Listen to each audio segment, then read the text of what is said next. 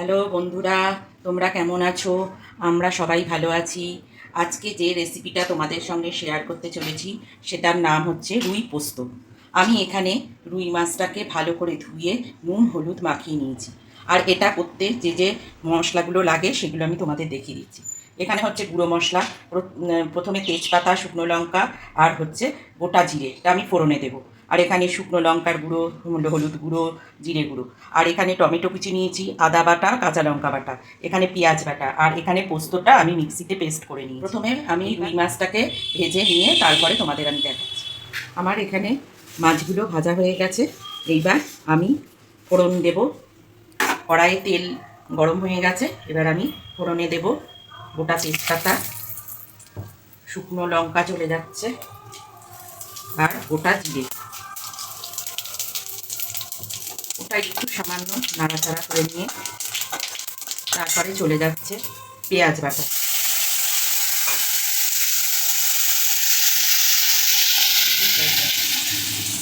এবার পেঁয়াজটা একটু ভাজা ভাজা হয়ে গেছে, এর মধ্যে আমি দিয়ে দেবো আদা বাটা আর কাঁচা লঙ্কা বাটাটা।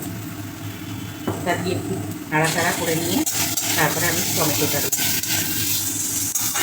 ওটা রেসিপি ওটা সবাই করতে পারবে রেসিপি, আর খেতেও দারুণ হয়। রোজ রোজ বাড়িতে একঘেয়ে মাছের ঝোল না করে এরকম একটা ছোটোখাটো রেসিপি করে খেয়ে দেখতে খুব ভালো লাগে। এরপর চলে যাচ্ছে টমেটো কুচি।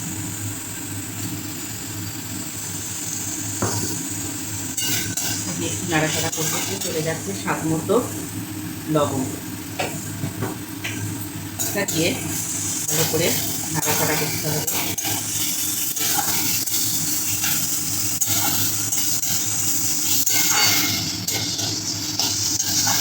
তারপরে আমি শুকনো মশলাগুলো সব দিয়ে দেবো। এখানে সব এক চামচ করে আছে। জিরের গুঁড়ো, হলুদ গুঁড়ো, লঙ্কা গুঁড়ো সব আমি দিয়ে দিলাম। ভালো করে কষাতে হবে। পোস্ত দিয়ে বেশিক্ষণ আমি নাড়াচাড়া করবো না, একটু নাড়াচাড়া করেই তখন আমি জল দিয়ে দেবো। মশলাটা আমার এখানে কষানো হয়ে গেছে। এরপর দিয়ে দিচ্ছি পোস্ত বাটাটা।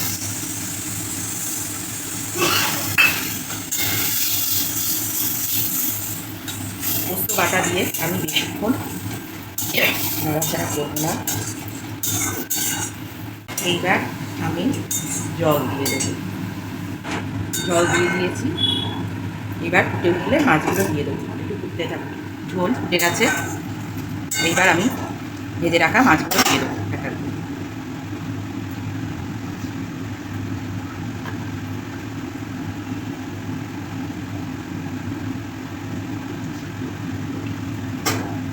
তারপরে ভালো করে একটু নাড়িয়ে চাড়িয়ে ফুটতে দিয়ে দেবো। এখানে আমার মাছটা রেডি হয়ে গেছে, এবার আমি নামবো। এখানে আমার রেডি হয়ে গেল রুই পোস্ত।